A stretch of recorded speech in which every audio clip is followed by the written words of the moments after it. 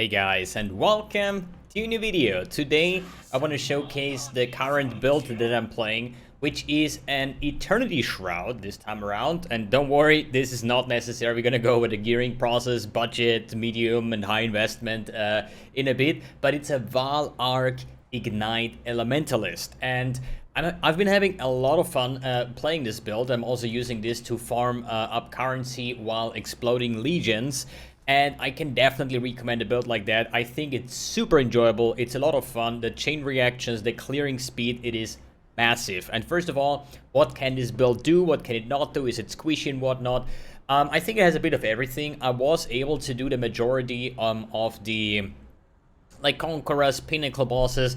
I have not put it to test against Uber Pinnacle bosses, and to be honest, I don't even want to, because I didn't make this build for doing Uber bosses, right?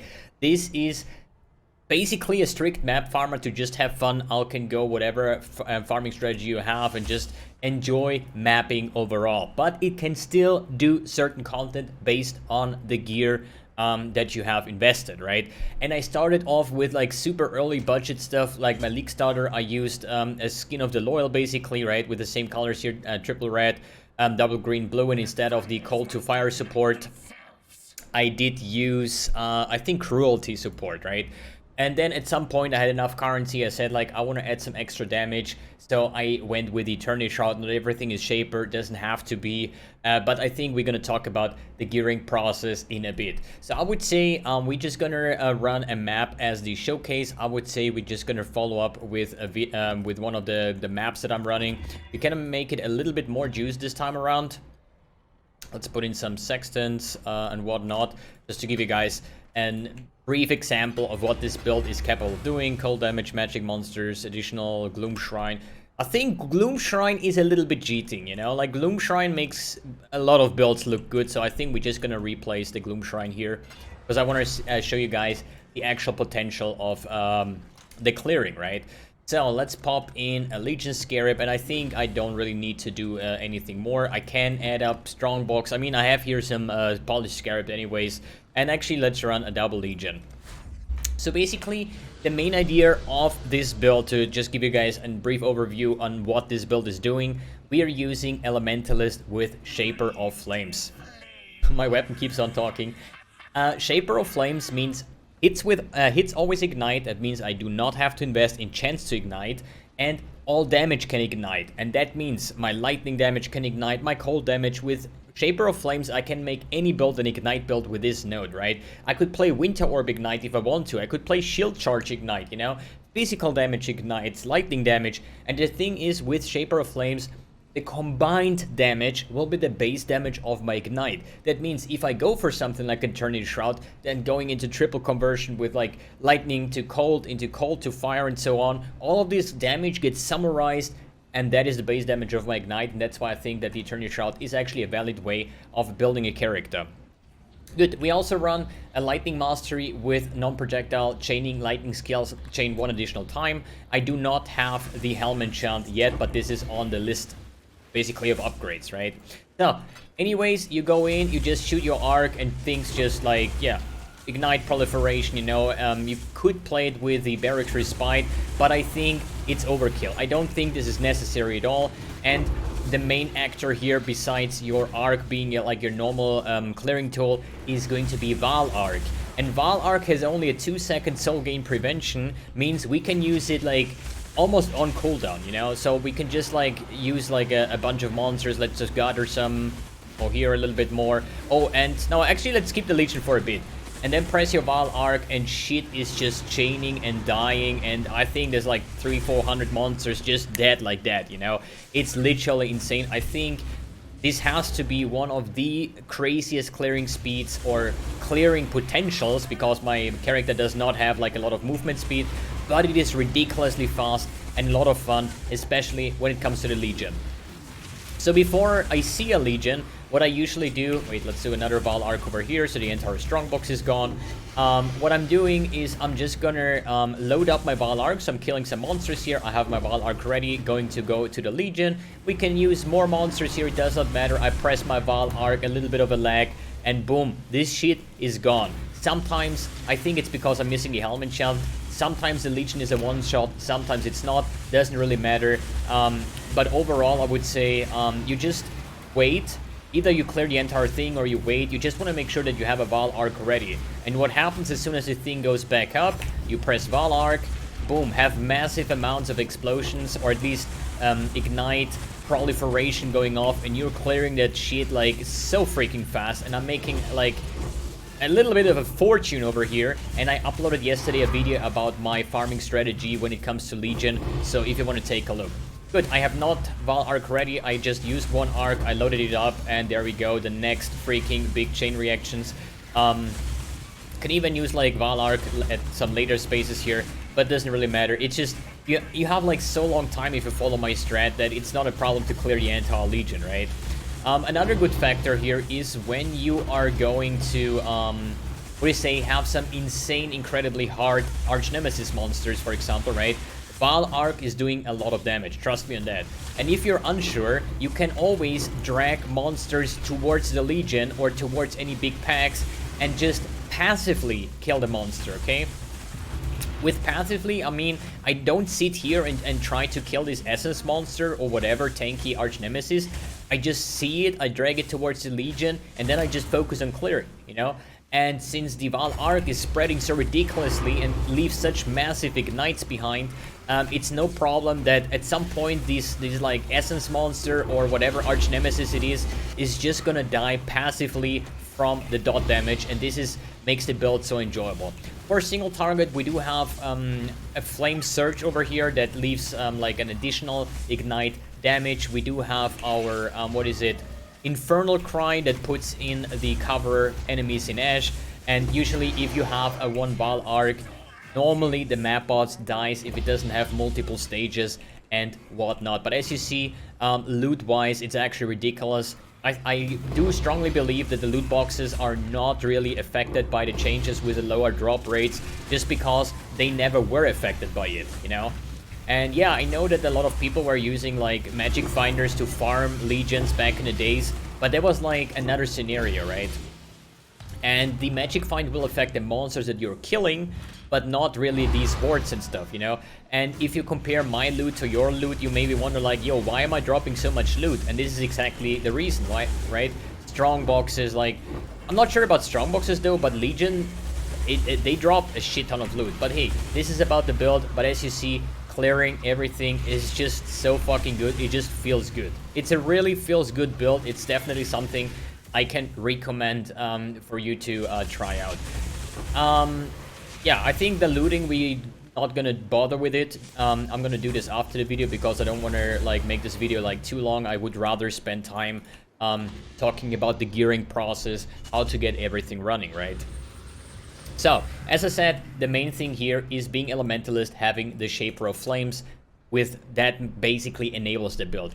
Other than that, all the support gems and everything, you know, the Path of Building link is in the description below. If you want to take a look about my jewels and whatnot, about, yeah, all these kind of things, you know. I think my builds are a little bit more advanced. If you're a new to Path of Exile, I would not recommend playing something like that. This is like a little bit too advanced. I don't want to front you over here, right? I mean, Path of Exile is an incredibly difficult game, very hard to learn, and this build has some shenanigans built in, especially when we talk about the Eternity Shroud, how that works, you know. This is a little bit more of an advanced stuff. Anyways, so, where do we start? I would say top to bottom, I guess. Helmet. Based on my Eternity Shroud version here, I want to make it Shaper, right? So that's why I have a Shaper helmet. It has life, nearby enemies take elemental damage, anything that gives me damage. Life resistance is totally fine. I did use a gold rim to start things off, you know. You can use a tabula if you want to, and just go with a basic gear, which is more or less life and resistance in every single spot, right? What is arc specific over here? Nothing, okay? My wand, for example, I have +1 lightning, a crafted lightning damage to spells, and fire dot multi. You get those items pretty cheap. I bought this one for 25 chaos, because when people see lightning and dot multi, they don't think about like arc ignite or how many people are playing that. So if there is items like that on the market, they, you know, they probably sell it off as a, oh, I have +1 lightning and an open prefix, and maybe I can get 25 C out of that, right? The amulet, pretty much the same thing. Lightning skills, dot multi, fire dot multi, all spell skill gems, whatever you can fit in. Arc is a spell and earns a lot of like damage from base levels. For my shield, this is the only thing that is a little bit incorporated here. I have recover 5% life on block. That's the reason why I'm using glancing blows. Glancing blows actually makes you get more damage because, yeah, you double your block chance, but normally if you block, the damage is like nullified, right? But with this node, you take 65% of the damage from the blocked hits. That means overall, you're taking more damage. So why would you use that? And you only use that node if you gain something from blocking. Namely, an Aegis Aurora that replenishes your energy shield based on your armor value when you block. Or you have something like recover life on block. As long as you have something from blocking, then glancing blows might be worth it. So if you do not have the currency or do not have a shield with recover life on block, just unspec glancing blows, you know, just unspec glancing blows, you still take a shield, you know, take the nodes, give you a lot of like resistance, and you then have like, I don't know, what I currently have like 60-60 block, and so you want to be at 30-30, that's fine. It's still better than nothing, right? And if you want to go different, you can also use a staff if you want to, right? It's not like, yo, this build only works with a wand and a shield just because MBX is using that, right? Rings, life resistance, barracks respite with the ignite proliferation. Here, two things about that. There is two different forms of ignite proliferation. One is coming from Fan the Flames. The implicit on gloves ignites to inflict spread to other enemies within a radius of 13. What that means, if I kill an enemy, it leaves a burning circle, okay? And if monsters go into the circle, they're gonna burn for this like ignite or burning damage, right? Other than the Aberrant's Hooves and the Barracks Respite. They say when you kill an ignited enemy, inflict an equivalent ignite on each nearby enemy. This thing is actually transferring the ignite to the next enemy. So this is actually insane. If you play any other skill, like you can play Burning Arrow, you shoot one arrow and everything is burning. But I don't think that Barracks Respite, I think it's a little bit overkill. I would say it's maybe like 10% better clearing, but Vaal Arc clears so much stuff and it has so much chaining range that you don't need Barracks Respite for it, okay? Just to make sure, like, there is these two versions of Ignite. I do use the normal Ignite proliferation, the circles, because it's super nice. If you open a strongbox where there's constantly monsters spawning, you know, you shoot in one arc and it leaves the circles, the puddles, you know, with the Ignite damage. And the monster is spawning and instantly dying again. You know, it's like very, very good for clearing. But just to name the difference between the Barracks Respite and Aberrant's Ignite proliferation versus something like the Implicit on the Gloves or the Fan the Flames, Cluster Jewel Stone, okay? Belt, life resistance, the boots, life resistance, pretty much generic. When it comes to the further gearing, what I'm doing here, using Eternity Shroud, so here is something I want to mention, right? As I say again, this build does not need an Eternity Shroud version. I'm gonna link two PoBs, okay? My yesterday's version, let me quickly go back here. My yesterday's version was this one, okay? No Eternity Shroud, no nothing. Like, even like a complete, like this is when I started this build out, and you're gonna see here, I have complete different gear that is just based around life resistance with my Skin of the Loyal. There was no multi-conversion going on, and I have like still decent amount of damage. So I use this build to farm up all my currency, and then converting into an Eternity Shroud version, which is this version. Obviously, it has more damage, but it's also more expensive. So don't be like, oh my god, he's using Eternity Shroud, I can never get this build going. This is like a 10 Divine Plus build. Dude, I started out, my build was like 2 Divines, but I got it going, I got my Ignite, my Vaal Arc stuff going, and I did farm Legion, and I made currency. I made a lot of currency, probably like 20 days just yesterday, and then I said like, yo, I have so much currency, I'm just gonna make an Eternity Shroud version out of it. Is this version the right way to do? Is it done? No, obviously not. But I just want to give it a hint. Do not fall for this, okay? Good. I give you both PoBs from the current version, Eternity Shroud, and the one that I used to start things off, so you see the difference of the gearing, right? Okay, let's talk a little bit about Eternity Shroud. It says, usually, Eternity Shroud builds, you want to have everything Shaper, because hits ignore enemy monsters' chaos resistance if all items are equipped are Shaper items, and 5% of ally damage as extra chaos. These are two important parts, while on this build, the last thing doesn't matter, okay? This hits ignore enemy monster chaos resistance, who cares? We are a dot build, we are not an on-hit build. So that basically means every Shaper item that I get the better it's going to get, okay? It is not like a build, everything needs to be Shaper or you don't have to use it. Every Shaper item gives me 5% LEs extra chaos. So, why is this so good? As I said before, Shaper of Flames, all of our damage can ignite. That means lightning, like Arc is a lightning-based skill. With double Call of the Brotherhood, with double Call of the Brotherhood, with the Catalyst of Elemental, we get 48% of lightning damage converted to cold damage. So, I get extra damage, extra LE damage as chaos from my lightning. Now I convert into cold damage using 2 Call of the Brotherhoods, is 96% of my lightning damage is converted into cold, and now I'm getting another 5% extra chaos damage from my cold portion. And now I'm using a cold to fire support that converts another 60% of my cold damage into fire, and I'm gonna get the extra chaos damage from my fire portion as well. So that basically triple dips into the base damage of my ignite and everything, right? And that's why this is so crazy actually. And if you check my tooltip here on my arc, I have up to 1300 chaos damage, up to 1500 fire damage, up to 600 cold damage, if you can actually see that. And basically, only thing that's left is a 10 to 59 lightning damage. So even though I'm playing a lightning skill, 98% of my damage is actually not lightning damage. But with Shaper of Flames, I'm actually getting the extra damage, right? So, for example, this is my old amulet. It's literally the same as this one. Like, I have +1 lightning, some damage over time multiplier, and crafted life. My old amulet, .multi, +1 life, a crafted prefix where I could craft life. I decided to go for minus mana cost, right? They are literally the same. The only difference is this is a Shaper, so I'm gonna benefit from the 5% extra damage, right? So, as you see, it's like I'm just trying to fill in the spots that I have with Shaper items to benefit from that, right? Next would probably be my gloves to be all like life resistance with Shaper modifiers, as well as a wand with like Shaper. That's another 10% extra, right? So it just sums up the more Shaper items you add. But if you only start out with like 3 Shaper items, yeah, then it's only 15% LEs extra chaos, right? So, you know, nothing has to be built perfectly from the get-go.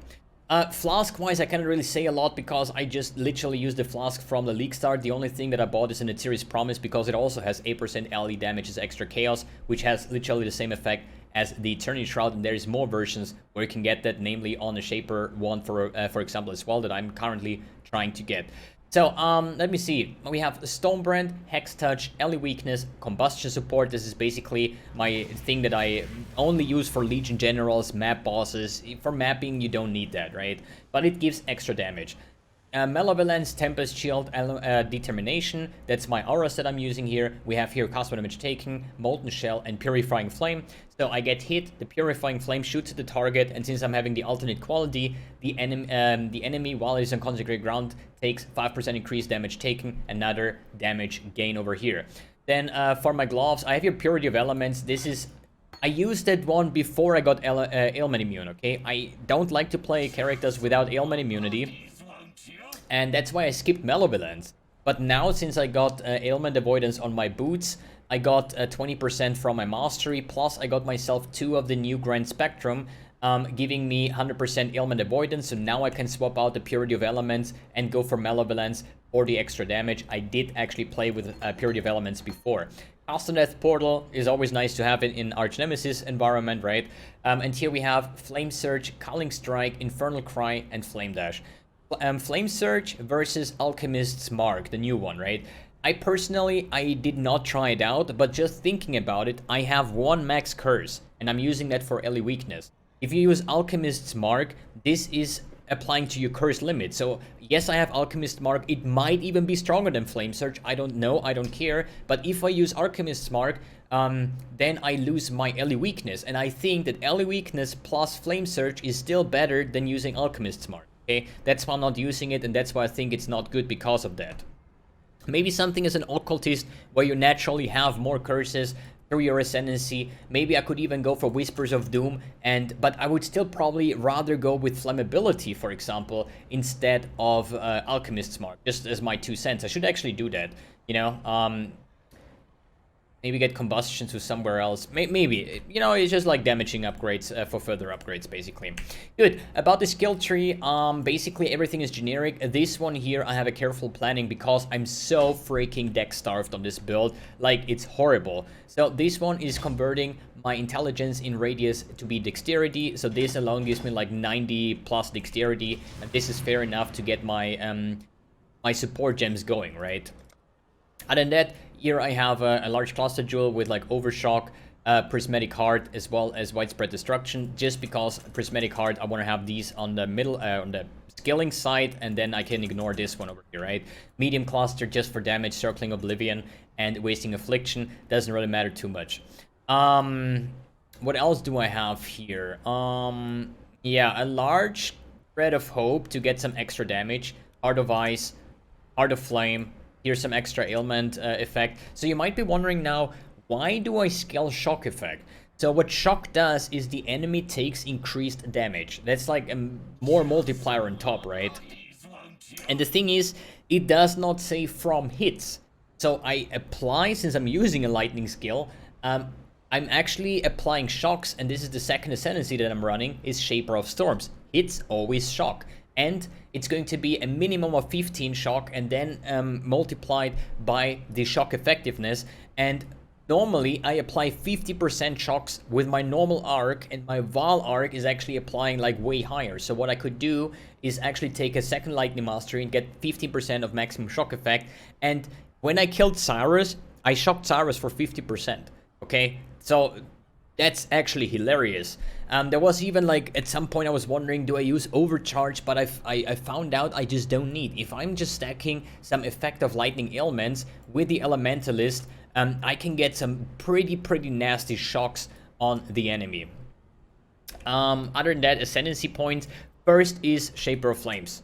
You know, then you can go for, I think, Shaper of Storms, and then Mastermind and Heart of Destruction. Heart of Destruction is insane. Ink AoE is not that beneficial for Arc, but the more Ellie damage for, how you say, against bosses, against uniques, right, is pretty strong, as well as Ellie Overload.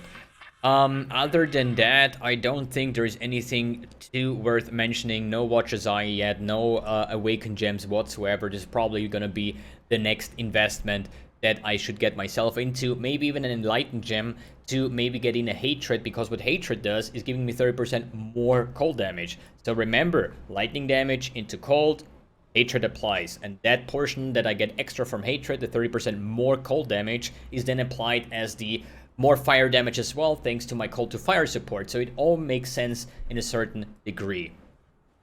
Good. Let's talk about the cosmetics real quick. I'm running the full Vulcan set over here with the Amber Flare character effect, the Pyromaniac weapon effect. This is the thing, the mysterious voice that you hear all the time. A demonic weapon effect on the Vulcan shield.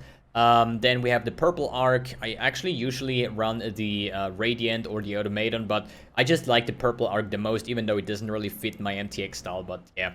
Demonic aura effect, then we have Scavenger aura effect, we do have the Automaton Stormbrand, we have Balefire aura effect. No wait, actually that's not even in here.